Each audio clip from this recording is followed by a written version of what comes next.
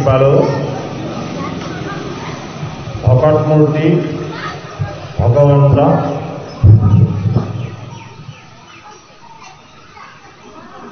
আপোনাসক সবাৰে চৰণত আমি পুনৰ ভক্তিপূৰ্ণ সেৱা নিবেদন কৰি ভাগৱতৰ দ্বাদশ স্কন্ধৰ এতিয়া পাঠ চলিছে। এই দ্বাদশ স্কন্ধত পৰীক্ষিত নৃপতিক গংগাৰ পাৰত শুকদেৱ গুৰু ভগৱানে কলি ধৰ্ম তথা যুগ ধৰ্ম কথন ব্যক্ত কৰিলে। পদে আমাক জনাইছে যে যুগৰ ভিতৰত আটাইতকৈ বেছি অধৰ্ম অন্যায় অনীতি যিটো যুগত হ'ব সেই যুগটোৱে হ'ল কলি যুগ।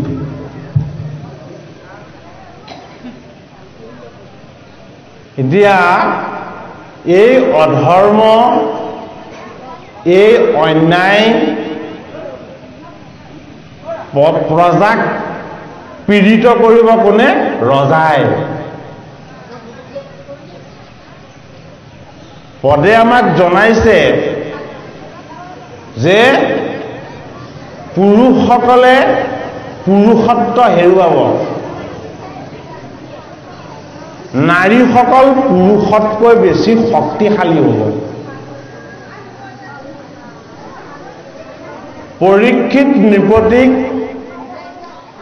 নিৰ্গুণস্থিত গুৰু ভগৱান শুকদেৱে ভাগৱতৰ দ্বাদশ স্কন্ধতে যুগ ধৰ্ম তথা কলি ধৰ্মৰ যিখিনি লক্ষণ চৰিত্ৰ আৰু গুণ সকলোখিনি ব্যক্ত কৰিছে। প্ৰথম স্কন্ধত কি আৰম্ভ কৰিছে শুকদেৱে? ভাগৱত শাস্ত্ৰত প্ৰথম স্কন্ধত আৰম্ভ হৈছে শুকদেৱৰ আগমন। শুকদেৱ গুৰু ভগৱান গংগাৰ পাৰলে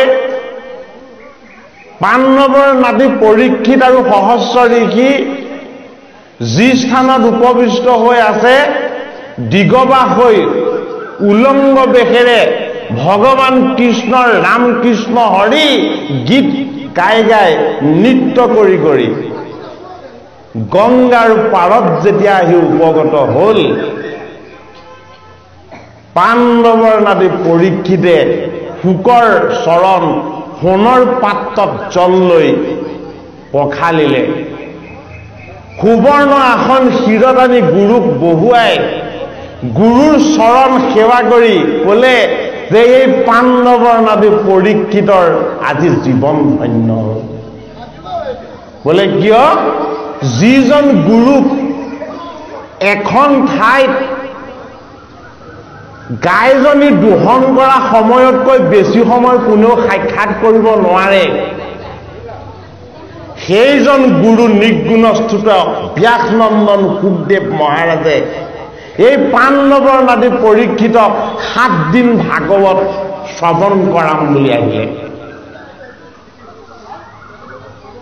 গতিকে 7 দিন ভাগৱত শ্ৰৱণ কৰিবলৈ পোৱাৰ যি আনন্দ, এই আনন্দৰ ভাগ পৰীক্ষিতে পাইছে কাৰ পৰা? গুৰুৰ পৰা পাইছে, ব্যাসনন্দন শুকদেৱৰ পৰা পাইছে। আৰু পৰীক্ষিতে যেতিয়াই ব্যাসনন্দন শুকদেৱ স্বৰূপ গুৰু ভগৱানলৈ তেওঁ চৰণৰ পৰা শিৰলৈকে নিৰীক্ষণ কৰি আত্মদৃষ্টিৰে যেতিয়া প্ৰত্যক্ষ কৰিলে, সেইজন শুক আৰু ভগৱান কৃষ্ণ একেই দেখিলে। শুকৰ অবিনষ্ট চুলি, অকুঞ্চিত কেশ, অধৰ অৰুণ অধৰ, হয়নে? নখ উজ্জ্বল চন্দ্ৰৰ দৰে জিলিকি আছে। আৰু কি হৈছে? চকু দুটা আয়তৰ দৰে পদ্ম সদৃশ, নিষ্কাম ভাৱনাত গোটেই যেন ঠাইখনক এই শুকদেৱে উজ্জ্বল কৰি ৰাখিছে। গুৰুৰ চৰণ দৰ্শন আৰু গুৰুৰ তত্ত্ব হৃদয়ত যেতিয়াই অনুভৱ হ'ল, যে মই ভগৱানক পাই গলো, গুৰুক পাই গলো, মোৰ জীৱনত আৰু দুখ থাকিব নোৱাৰিব এতিয়া। ভাগৱতৰ প্ৰথম স্কন্ধ সমাপ্ত। অৰ্থাৎ প্ৰথমতে আমি গুৰুৰ চৰণৰ ওচৰ গৈ পাবগৈ লাগিব।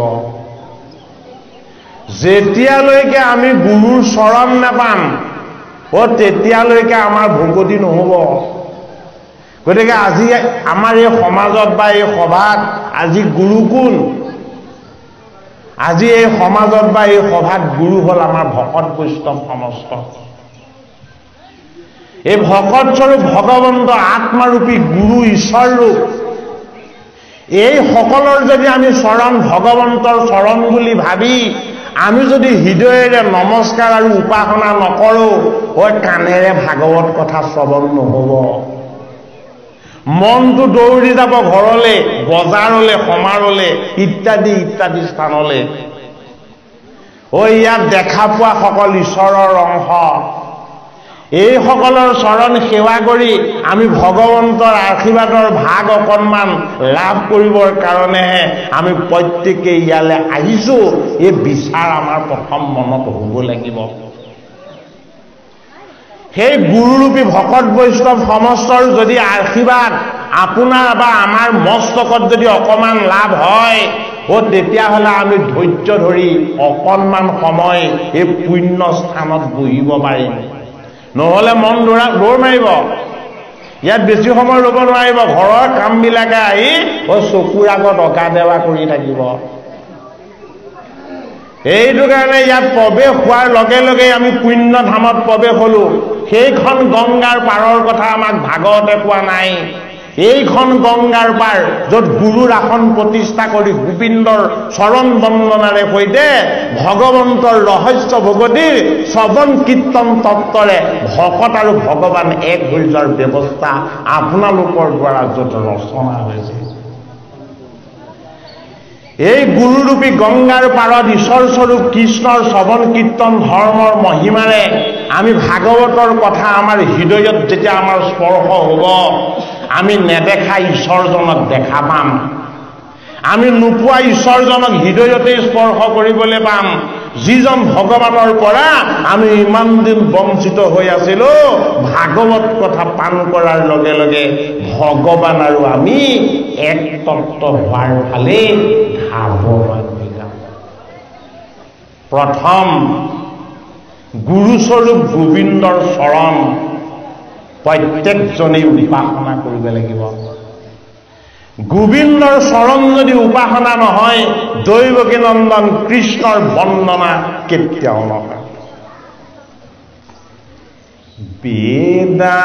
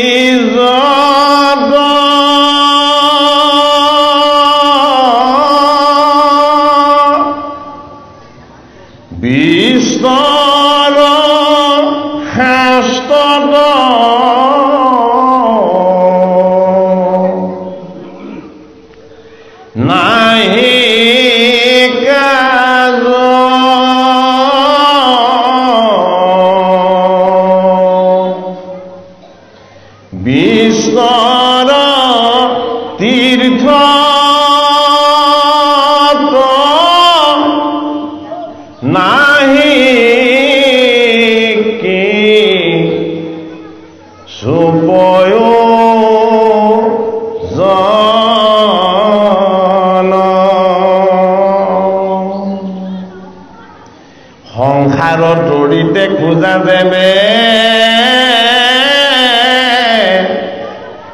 আপোন মুখৰ হেতু দেৱে গোবিন্দ গোবিন্দ বেকতে ভুলাব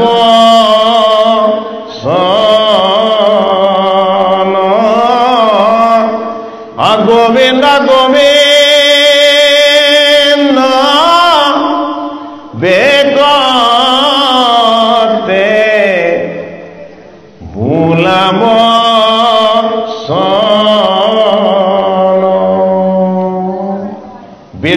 দুটা মাৰ্গ এটা হ'ল আগম আগম মানে বন্ধনকাৰী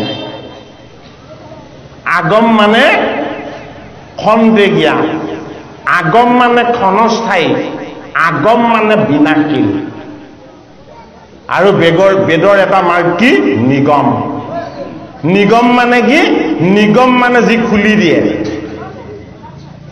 যি বন্ধন মুক্ত কৰি দিয়ে নিগম মানে কি নিগম মানে ৰহস্য নিগম মানে কি নিগম মানে উদ্ধাৰকাৰী নিগম মানে কি যি মাৰ্গ পোৱাৰ পাছত আৰু বেলেগ পাবলৈ বাকী নাথাকে বেদাগম আদি কৰি যত বেদৰ দুটা মাৰ্গ আছিলে এটা হ'ল আগম মাৰ্গ এটা হ'ল নিগম মাৰ্গ আগমে কয় তুমি শাস্ত্ৰ বহুত অধ্যয়ন কৰিব লাগিব আগমে কয় তুমি বহুত তীৰ্থ কৰিব লাগিব আগমে কয় যে তুমি বহুত পূজা পাতল কৰিব লাগিব আগমে কয় তুমি ব্ৰত আদি পালন কৰিব লাগিব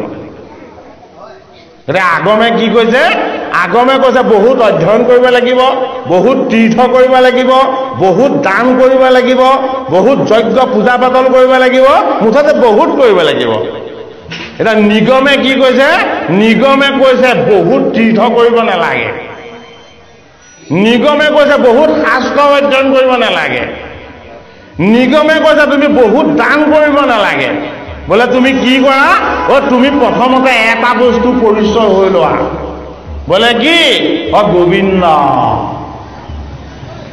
গোবিন্দ নাম কোনে ৰাখিছিলে ভাগৱতৰ দশম স্কন্ধতে তত্ত্ব কথা আছে গোবিন্দ নাম ৰাখিছিলে স্বৰ্গৰ ৰজা ইন্দ্ৰই যেতিয়া 7 দিন শিলাবৃষ্টিৰে সৈতে গোকুলত উপদ্ৰৱ ৰচনা কৰিবলৈ ইন্দ্ৰই চেষ্টা কৰিও যেতিয়া ব্যৰ্থ হ'ল গোকুলৰ প্ৰজাক গোবৰ্ধন ধাৰণ কৰি 7 দিন 7 ৰাতি বাসুদেৱ কৃষ্ণই যেতিয়া সমস্তকে ৰক্ষা কৰিলে এই ইন্দ্ৰৰ মনৰ যি অহংকাৰ আছিলে সমস্ত অহংকাৰ দূৰ হৈ গ'ল ইন্দ্ৰৰ অহংকাৰ দূৰ হ'ল গোবিন্দক চিনিবলৈ বোলে কি মই তোমাৰ ওচৰত এটা তেনে চহা কি চগা তুমি কি তুমি অগ্নি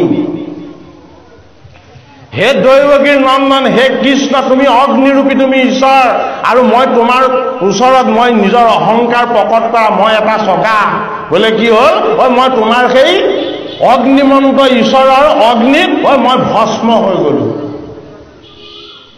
তেতিয়া ইন্দ্ৰই কি কৰিলে বোলে মোৰ 5টা কৰ্ম ইন্দ্ৰিয় আছে মোৰ 5টা জ্ঞান ইন্দ্ৰিয় আছে এইকেইটা মালিক বুলি মই ভাবিছিলো কিন্তু হে গোবিন্দ এই ইন্দ্ৰিয় কেইটাৰ মালিক তুমিহে এইকেইটাৰ মালিক মই বুলি ভবাৰ কাৰণে মোৰ অহংকাৰ হৈছিল মই গোকুলৰ প্ৰজাক উপদ্ৰৱ কৰিবলৈ লৈছিলো আৰু মই তোমাৰ লগত যুদ্ধ কৰি তোমাৰ শক্তি সামৰ্থ্য সকলো বুজি পাই মই অনুভৱ কৰিলো এইকেইটাৰ মালিক তুমি বোলে কি এই মোৰ 10টা ইন্দ্ৰিয়ৰূপী গোবৎসক তুমি চলাই আছা তুমি কি তুমি মোক প্ৰতিপালন কৰি থকা আত্মা পৰমাত্মা এইটো কাৰণে তুমি কি তোমাক দেখা নাপায় তোমাক স্পৰ্শ কৰিব নোৱাৰে তোমাক কেৱল অনুভৱৰ যোগেদিহে জানিব পৰা যায় এইটো কাৰণে মই কি কৰিলো মোৰ 10টা কৰ্ম ইন্দ্ৰিয় আৰু জ্ঞান ইন্দ্ৰিয় আৰু একাদশ ইন্দ্ৰিয় মন এই 11টা বস্তু মই তোমাক মালিক পাতিলো এই 11টা বস্তুৰ মালিক পাতি মই তোমাক কি নাম ৰাখিলো মোৰ গুৰূপী ইন্দ্ৰিয় কেইটাৰ তুমি মালিক বোলে তুমি কি তুমি গোবিন্দ গতিকে আমাৰ লগত থকা 10 ইন্দ্ৰিয় একাদশ মন এই সমস্ত বিলাকৰ আমি মালিক কাক পাতিব লাগিব আত্মাৰূপী গুৰু এই আত্মাৰূপী গুৰুৰ চৰণ আমি যেতিয়ালৈকে উপাসনা নকৰি আমি বাহ্যিকমুখী মনৰ ফালে যেতিয়ালৈকে ধাৱমান হৈ থাকিম ভাগৱতৰ নিগম মাৰ্গৰ যি ৰহস্য ভকতি এই ৰহস্য ভকতিৰ স্পৰ্শ আমি কেতিয়াও নেপাম আত্মাৰূপী গুৰুক ঈশ্বৰ বুলি ভাবি এই আত্মাৰূপী গুৰুক হৃষিকেশক হৃদয়ানন্দক আমি ভক্তি ভাৱেৰে প্ৰণাম সেৱা আৰু আমি উপাসনা কৰি আপোনাক ভকত বৈষ্ণৱকো আমি গুৰু দেখিব লাগিব গোবিন্দ গোবিন্দ এজন তোমাক প্ৰতিপালন কৰি থকা ভিতৰৰ হৃদয়ৰ দেৱতা আৰু এজন যিজনে সকলোকে প্ৰতিপালন কৰি আছে এই জীৱৰূপী ঈশ্বৰ এই সকলো গোবিন্দৰ এই তত্ত্ব কি বুলি কৈছে, এই দুইটা স্থানত যদি কেনেবাকে তুমি গোবিন্দক দেখা পালা, বহুত শাস্ত্ৰ পঢ়িব নালাগে, বহুত যজ্ঞ কৰিব নালাগে, বহুত দান কৰিব নালাগে, বহুত ব্ৰত পালন কৰিব নালাগে, বোলে কি গুৰুৰ কৃপা হলে তোমাৰ জীৱন ধন্য হৈ যাব। গংগাৰ পাৰত পাণ্ডৱৰ নাতি পৰীক্ষিতে শিৰত এটা জীয়া সাপ লৈ আহিছিলে। জীয়া সাপটো কোনে মেলি দিছিলে? সিংগী মুনিয়ে, সমীক ঋষিৰ পুত্ৰ সিংগী মুনিয়ে পৰীক্ষিতে মেৰিয়াইছিলে এটা মৰা সাপ। সমীকৰ গলত এটা মৰা সাপ মেৰিয়াইছিলে পৰীক্ষিত নৃপতিয়ে, আৰু ঋষিৰ পুত্ৰই ক্ৰোধৰ অগ্নিত প্ৰজ্বলিত হৈ পৰীক্ষিতৰ মূৰত এটা জীয়া সাপ মেলি দিছিলে। এই জীয়া সাপটোৱে আছিলে অভিসম্পাত, 7 দিনতেই তক্ষক নাকে দংশন কৰি তোমাক মৃত্যু দিব। এই মৃত্যুৰূপী কালৰ হাতৰ পৰা জীৱক উদ্ধাৰ কৰিবৰ কাৰণে জগতত একো মন্ত্ৰ নাই, একো চিকিৎসা নাই, একো উপায় নাই। এইটো কাৰণে পৰীক্ষিতে কি কৰিলে, এই মৃত্যু যেতিয়া মোৰ আহিবই, 7 দিনতে যেতিয়া মই মৰিমেই, ৰাজ সিংহাসনত থাকি লাভ নাই, ভোগ বিলাসত থাকি লাভ নাই, এই পুত্ৰ পৰিবাৰ এইবিলাকক সাৱধি ধৰি থাকি মোৰ একো লাভ নহব। বোলে মই কলৈ যাওঁ, অন্তিম সময় আহি গল, মই গুৰুৰ ওচৰলৈ যাওঁ। ক'ত আছে গুৰু? গুৰু দেখাকে নেদেখাকে ভিতৰত আছে, দেখাকে বাহিৰত আছে। এই গংগাৰূপী গুৰুৰ চৰণ সেৱাৰ যি তত্ত্ব, আমাৰ মনটোক আমি বাহিৰ কৰি নিব লাগিব। ক'ৰ পৰা? সংসাৰৰ বন্ধনৰ পৰা। এই সংসাৰৰ মায়া, মোহ, ৰাগ, দেশ, দম্ভ, এই বিষয় বন্ধনৰ পৰা আমাৰ মনটোক আমি উলিয়াই লৈ যাব লাগিব। কলৈ? গংগাৰ পাৰলৈ। আজি আপোনালোকে এই গৃহ সংসাৰৰ সমস্ত বন্ধনক ছেদ কৰি আপোনালোকে অমৃতময় ভাগৱত কথা এই গংগাৰ পাৰত পান কৰিবলৈ আহিছে। ভাগৱত কোনে কৈছে? আত্মাৰূপী সুকে কৈ আছে। ভাগৱত সদায় সুকেই কয়, বেলেগে ভাগৱত কব নোৱাৰে, যিহেতু এয়া পৰমাত্মাৰ বস্তু, পৰমাত্মাই কব লাগিব। আৰু আমি কি কৰিব লাগিব? আমি জীৱৰূপী পৰীক্ষিত হৈ গুৰুৰ চৰণ সেৱা কৰি গংগাৰ পাৰত বা নৈমিক ক্ষেত্ৰত আমি অমৃতময় ভাগৱত কথা পান কৰিব লাগিব।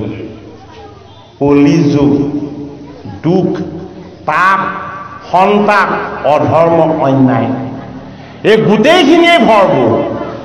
পুৰুষৰ শক্তি কমিব, নাৰীৰ শক্তি বাঢ়িব। ৰজাই প্ৰজাক কি কৰে? নিশ্চয়তা দিয়ে, আশ্বাস দিয়ে আৰু সুৰক্ষা দিয়ে। ৰজাই প্ৰজাক কি কৰিব?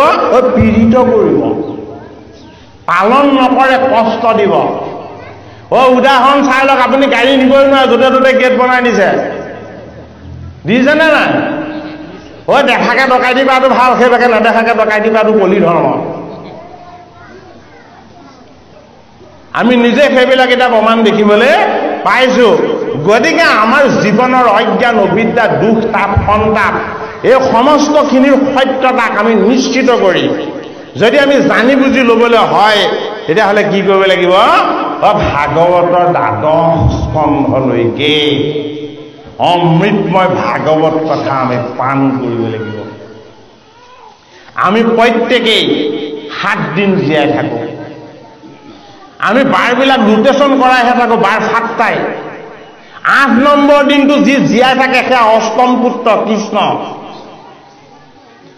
যিদিনাখন গোটেই জগতক তেওঁ কি কৰি সংহাৰ কৰি জীৱ আৰু প্ৰকৃতিক তেওঁ উদৰত ৰাখি তেওঁ অনন্ত শয়নত যোগনিদ্ৰাত থাকে, সেইটো 8 নম্বৰ দিন। আমাৰ কাৰণে দিন 7টাই। শনিবাৰৰ পৰা ৰবিবাৰলৈকে এই 7টা দিনৰ মায়া চক্ৰত আমি জীৱৰূপী পৰীক্ষিত 7 দিন ভ্ৰমণ কৰি আছো। এই 7 দিনীয়া জীৱন ঘড়ীত ঘূৰি থকা এই জীৱবিলাক মৃত্যুমুখী জীৱ। পৰীক্ষিতৰ যিদৰে মৃত্যু আছে, আমাৰো সেইদৰে মৃত্যু আছে। আমি কলৈ গৈ আছো? আমি তক্ষকৰ মূৰৰ ফালে গৈ আছো। যিদিনাখন কালৰূপী তক্ষকে আহি আমাক স্পৰ্শ কৰিব, সেইদিনাখন আমাৰ একো বস্তুৱে আৰু প্ৰয়োজন নেথাকিব। এই তক্ষকৰূপী মৃত্যুৰ পৰা আমি কেতিয়াও হাত সাৰিব নোৱাৰো। কিন্তু ভাগৱতে কৈছে তুমি মৃত্যুক জয় কৰিব পাৰিবা। ভাগৱত কি? ভাগৱত মৃত সঞ্জীৱনী। ভাগৱত কি? ভাগৱত অমৃত। ভাগৱত কি? ভাগৱত ভগৱান কৃষ্ণৰ বাংময় মূৰ্তি। ভাগৱতৰ মাজত ভগৱান কৃষ্ণ বিৰাজমান হৈ আছে। কৃষ্ণ মানে কি? কৃষ্ণ মানে হ'ল আনন্দ। যি আনন্দৰ ভাগ পোৱাৰ পাছত কোনো জীৱৰ জীৱনলৈ কেতিয়াও বিষাদ আহিব নোৱাৰে। সেইটো কাৰণে গীতা আৰম্ভ হ'ল বিষাদ যোগেৰে। কৃষ্ণ সাৰথী হৈ থাকোঁতে অৰ্জুনে কান্দিছিলে হুক হুককে। মই কেনেকে যুদ্ধ কৰিম, এই আত্মীয় কুটুমবিলাকক কেনেকে মই বধিম? অৰ্জুনে বিষাদেৰে আৰম্ভ কৰিছিল গীতা শাস্ত্ৰ, কান্দি কান্দি। আৰু কেশৱে কি কৰিলে? গীতাৰ 18 নম্বৰ যুগত অৰ্জুনক কৈ দিলে, বোলে এয়া সন্ন্যাস যুগ। কি যুগ? মুখ্য যুগ। মুখ্য সুখৰ আনন্দ তোমাৰ লাভ হ'ল। হে অৰ্জুন, তুমি যে কান্দিছিলা যুদ্ধ কৰিব নোৱাৰো বুলি, তোমাৰ মনৰ সংশয় দূৰ হ'লনে? এটা পৰীক্ষিতে কৈছে, হে গুৰুজন, হে গোবিন্দ, আপোনাৰ দৰে ঈশ্বৰৰ চৰণৰ শৰণ লোৱাৰ পাছত কোন জীৱৰ মনৰ সংশয় থাকিব পাৰে? মই আপোনাৰ চৰণত ভক্তিপূৰ্ণভাৱে মই শৰণ ললো, মই আপোনাৰ চৰণকে ভজিলো, মই আপোনাকে নমস্কাৰ কৰিলো, মই আপোনাকে উপাসনা কৰিলো। আৰু একাদশ 18 নম্বৰ যুগত কৃষ্ণই কৈছে, তোমাৰ মুখ্য সুখৰ আনন্দ লাভ হ'লনে হে অৰ্জুন? তেতিয়া গীতাৰ 18 নম্বৰ অধ্যায় সন্ন্যাস যুগত অৰ্জুনে হাঁহি হাঁহি কৃষ্ণক কৈছে, মই কান্দিবলৈ অহা জীৱ নহয় হে বাসুদেৱ। মই তোমাৰ কথা শুনি তোমাৰ লগত এক হৈ থাকি মই তোমাৰ কথাৰে জীৱন ধন্য কৰি মই হাঁহিবলৈ শিকা জীৱ আছিলো। কিন্তু মই অজ্ঞানবশত, মোহবশত মই তোমাক পিঠিত ৰাখি মোৰ সন্মুখৰ ফালে কৌৰৱসকলক আনি দিয়াৰ কাৰণে মই কান্দি কান্দি মই ব্যাকুল হ'ব লগা হৈছিলে। গতিকে আমাৰ সন্মুখত একাদশ ঐক্যহীনী কৌৰৱ। আমি কাৰ লগত থাকিব লাগিব? সপ্ত ঐক্যহীনী পাণ্ডৱৰ লগত থাকিব লাগিব। কলি ধৰ্ম, যুগ ধৰ্ম। ভাগৱতৰ 12 স্কন্ধত পাণ্ডৱৰ নাদি পৰীক্ষিতৰ বুকুখন কঁপি উঠিছে। পৰীক্ষিতে শংকিত হৈছে, গুৰু ভগৱানক কান্দি কান্দি কৈছে, হে গুৰুজন, কলিত ইমান অধৰ্ম, ইমান অন্যায়, ইমান দুখ, ইমান তাপ, ইমান সন্তাপ, এইবিলাকৰ পৰা জীৱ কেনেকে উদ্ধাৰ হ'ব? হয়নে? এতিয়া গুৰু ভগৱান শুকদেৱে পাণ্ডৱৰ নাদি পৰীক্ষিতক 12 স্কন্ধ অন্তিমত কি বুলি কৈছে, যে তোমাৰ মনৰ কিবা সংশয় থাকিলে নেকি হে পৰীক্ষিত? তোমাৰ এতিয়াও মৃত্যু ভয় আছে নেকি তোমাৰ? এতিয়া পৰীক্ষিতে কৈছে, হে মোৰ গুৰুজন, আপোনাৰ কৃপা, ভগৱান কৃষ্ণৰ আশীৰ্বাদ, আপোনাৰ মুখপদ্মে মই এই বৈকুণ্ঠৰ কল্পতৰু ভাগৱত শাস্ত্ৰ শ্ৰৱণ কৰি মোৰ ব্ৰহ্মজ্ঞান লাভ হ'ল। পৰীক্ষিতৰ কি লাভ হ'ল? মোৰ ব্ৰহ্মজ্ঞান লাভ হ'ল। মই বুজি পালো মই কোন, মই চিনি পালো আপুনি কোন। এই জগত কি, এই জীৱ কি, এই গংগাৰ পাৰ কি, এই ভাগৱত শাস্ত্ৰ কি, মই সকলোখিনি আপোনাৰ কৃপাত মই বুজিবলৈ জানিবলৈ অকণমান সক্ষম হলো। গতিকে হে গুৰুজন, আজি সপ্তম দিৱস আহি গ'ল। এতিয়া আপুনি আপোনাৰ স্থানলৈ গমন কৰক। বোলে কি? দুৱাৰ মুখত তক্ষক আহি ৰৈ আছে। কিহৰ বেশত? বাহমনৰ বেশত। মোৰ দুৱাৰ মুখত বাহমনৰ বেশত তক্ষক আহি ৰৈ আছে। আপুনি মোৰ গুৰু, আপুনি মোৰ ঈশ্বৰ, আপুনি মোৰ ভগৱান। আপুনি যদি মোৰ সন্মুখত থাকে, মৃত্যুৰূপী কাল আহিব নোৱাৰে। মই আপোনাক সেৱা জনাইছো, আপুনি আপোনাৰ স্থানলৈ এতিয়া গমন কৰক। ময়ো ঋষিৰ অভিসম্পাদক সফল কৰো। এই ভাগৱত শাস্ত্ৰ পান কৰাৰ যি অমৃতময় ঈশ্বৰৰ আশীৰ্বাদ, এই আশীৰ্বাদৰ ভাগ মই লাভ কৰো। বোলে কেনেকে? তক্ষক ৰূপী কালে মোক মৃত্যু দিয়ক। ভাগৱত কথা শ্ৰৱণ কীৰ্তন কৰিলে জীৱৰ মৃত্যু ভয় দূৰ হয়। মৃত্যুলৈ কেতিয়াও ভয় নাথাকে। কিয়? ভাগৱতত মৃত্যু কি, জীৱ কি, ঈশ্বৰ কি আৰু জীৱৰ ধৰ্ম কি, এই সমস্তখিনি ইয়াত আগবঢ়োৱা হৈছে। সেইটো কাৰণে পৰীক্ষিতে মৃত্যুৰ ভয়ত ভাগৱত শুনিবলৈ আহিছিলে। 7 দিন ভাগৱত শ্ৰৱণ কৰাৰ পাছত গুৰু ভগৱানক বিদায় দিলে আৰু কৈ দিলে, দুৱাৰ মুখত থকা তক্ষকৰূপী কাল মোৰ ওচৰলৈ আহি মোক মৃত্যু দিয়ক। গতিকে এই অমৃতময় ভাগৱত কথা যদি আমি শ্ৰৱণ কীৰ্তন কৰাৰ যদি সুযোগ সুবিধা পাওঁ, আমাৰ লগতো কেতিয়াও মৃত্যু ভয় থাকিব নোৱাৰিব। কৃপালু বাপজনে পুনৰ আকৌ পাঠ আগবঢ়াওক। কৃষ্ণ।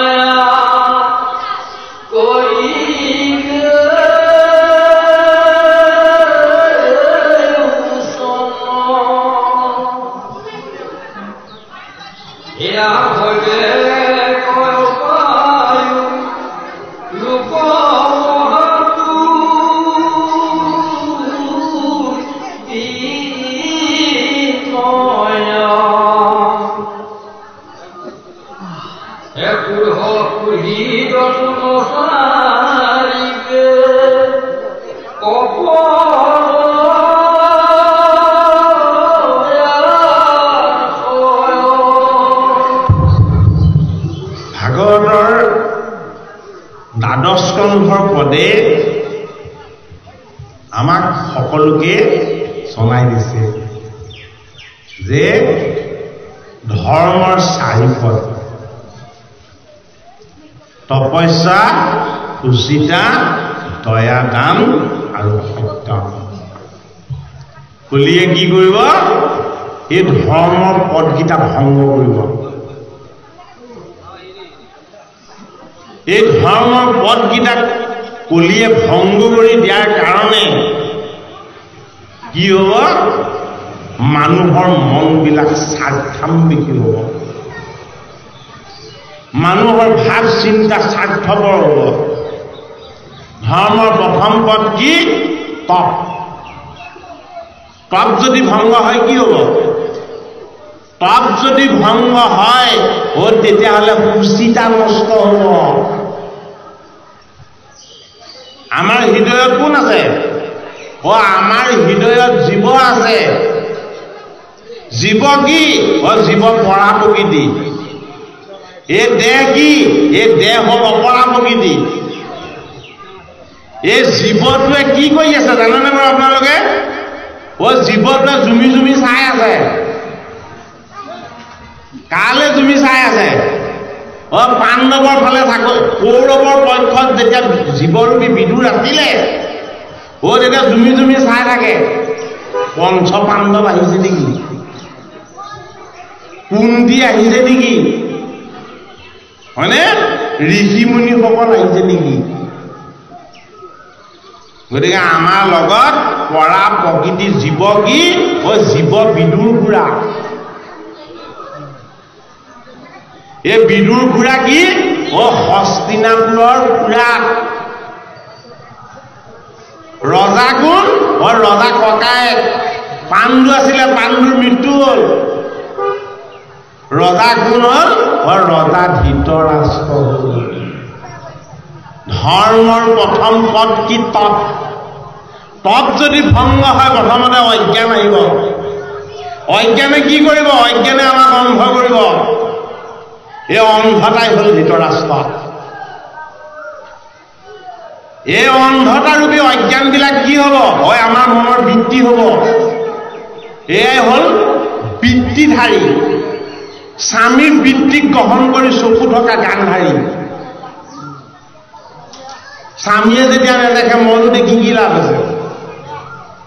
গতিকে ভাতজাৰূপী মনৰ বৃত্তি গান্ধাৰীয়ে কি কৰিলে? নেদেখা আৰু নোচোৱা কোলাপতি এখন মাৰি চকুকেইটা ঢাকি দিলে। তাৰ পৰা কি উৎপত্তি হ'ল? প্ৰথমটোৱে দুৰ্যোধন, বোলে অহংকাৰ। বোলে দ্বিতীয়টো কি? বোলে দ্বিতীয়টো কি? দুঃশাসন, বোলে হিংসা আৰু জেদ। তৃতীয়টো কি? তৃতীয়টো দুষ্ট বুদ্ধি, বোলে কোন? মোমাই শকুনি। ধৰ্মৰ প্ৰথম পদ তপ নাশ হোৱাৰ লগে লগে আমি অন্ধ হৈ গলো। বৃত্তিবিলাকো কি হ'ল? ভাও ধৰা হ'ল, গান্ধাৰীৰ নিচিনা হ'ল। উৎপত্তি হ'ল পুত্ৰৰূপী অহংকাৰ দুৰ্যোধন, হিংসাৰূপী বৃত্তি দুঃশাসন, দুষ্ট বুদ্ধিৰূপী মামা শকুনি। এই বস্তুবিলাকৰ কবলত যেতিয়া আমি পৰি গলো এতিয়া পাণ্ডৱক কূট কৌশল কৰি বনলৈ পঠাব লাগে। হয়নে? লাগি গলো আমি জীৱন পাশা খেলত। এই জীৱন পাশাত যেতিয়াই আমি মজগুল হৈ গলো মনৰ বৃত্তিৰূপী পাণ্ডৱক পাশাত হৰুৱাই বনবাসী কৰি পেলালো। হয়নে বাৰু? এই হৃদয়ত থকা জীৱৰূপী বিদুৰে কান্দি কান্দি চাই থাকে। বোলে কি? পঞ্চ পাণ্ডৱ আহিছে নেকি?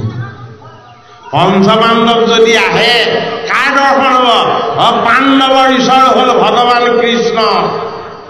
যদি পাণ্ডৱক দেখা পোৱা যায় ভগৱান কৃষ্ণক আৰু দেখা পাবলৈ সৌভাগ্য ঘটি যাব। এইটো কাৰণেই আমাৰ হৃদয়ত পৰা প্ৰকৃতিৰূপী জীৱ কি? সাধনময়। এই সাধনময় জীৱৰ এটা নাম কি? শিৱ। জীৱই শিৱ। সেইটো কাৰণে জীৱক হিংসা কৰিব নালাগে। জীৱক কি কৰিব লাগে? জীৱক অমৃত পান কৰিব লাগে। আমাৰ আকৌ ল'ৰা ছোৱালী গাখীৰ নোখোৱাই পাথৰত গৈ গাখীৰ খোপা পাতি দিয়ে। অমৃত দিব লাগিছিলে জীৱক, দিলে শিলত, আমি কি কৰিলো? অজ্ঞানী নিচিনা কাম কৰিলো নে নকৰিলো? হয়নে বাৰু? এই হৃদয়ত থকা জীৱৰূপী শিৱক কি লাগে? অমৃত লাগে। অমৃত কি? অমৃত ভাগৱত, অমৃত গীতা, অমৃত ভগৱন্তৰ গুণ কীৰ্তন যশ আৰু লীলা। এই বস্তুক বিচাৰি থাকে আমাৰ হৃদয়ত বহি থকা জীৱৰূপী শিৱই।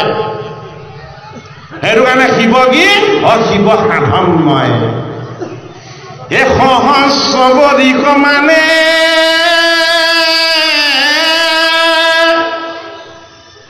আছিলো যুগত ধ্যানে,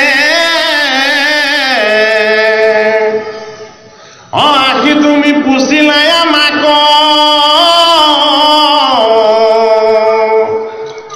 গাৱে ভস্ম জতা ধৰি অনেক কত পইচা কৰি, আৰু তুমি আৰাধা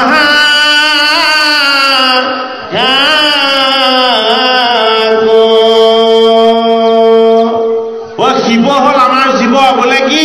স্বামী। এই দেহ কি? দেহ হল অপৰা প্ৰকৃতি, পাৰ্বতী। পৰ্বত মই হাড়ত লাগি আছে, সেইটো কাৰণে পাৰ্বতী। পৰ্বতটো কঠিন বস্তু। পৰ্বত কি? পৰ্বত অহংকাৰ। এই দেহটো অহংকাৰ, হয়নে? এই দেহ নামৰ এই অহংকাৰৰ পৰ্বতময় পাৰ্বতীৰ লগত কিছুমান সাত্বিক গুণ থাকে, সেইটো কাৰণে নামটো সতী। এই সাত্বিক গুণবিলাকৰ যোগেদি জীৱৰূপী পৰা প্ৰকৃতিক স্বামী ৰূপেৰে সেৱা কৰে, হয়নে বাৰু? দেৱী চঞ্চল, কিন্তু জীৱৰূপী শিৱ কি? শিৱ সাধনময়, সদায় তপস্যাৰত। এই দেহৰূপী দেৱী পাৰ্বতীময় পৰ্বতময় এই অপৰা প্ৰকৃতিয়ে পৰা প্ৰকৃতি জীৱৰূপী শিৱক প্ৰশ্ন কৰিছে, তুমি কাক ভস্ম সানি তুমি কাক উপাসনা কৰি থাকা ইমানকে? হয়নে বাৰু? এদিন দুদিন নহয়, সহস্ৰ বছৰ। আমাৰ জন্ম এইটোৱেই নেকি?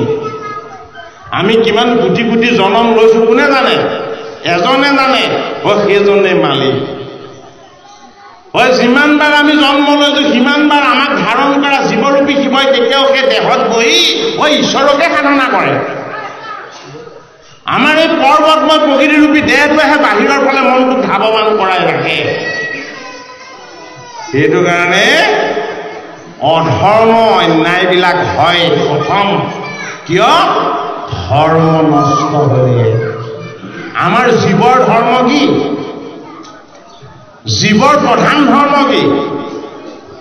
জীৱৰ প্ৰধান ধৰ্ম প্ৰথম নিজক ভাল পাবলৈ শিকা। যি নিজক ভাল নাপায় সি বেলেগক কেতিয়াও ভাল পাব নোৱাৰে। প্ৰেমৰ উৎপত্তি কৰিব হ'ব লাগিব, নিজৰ পৰা হ'ব লাগিব। যদি মই মোক ভাল পাওঁ তেতিয়াহ'লে মোৰ সন্মুখজনক মই কি দেখিম? মোৰ দৰে বুলি ভাবিম। মোৰ যদি কেনেবাকে দুখটা ভৰ সলিখান আছে, মোৰ সন্মুখত থকাজনৰ আছে সেইদৰে ভাবিম। সেইটো কাৰণে প্ৰথম নিজক জানিব লাগিব। কেনেকে জানিব লাগিব? তেজ মাংসৰে দেহ এটা লৈ মই নৰমণি চলি তেনেকে জানিলে নহ'ব। শাস্ত্ৰ সন্মান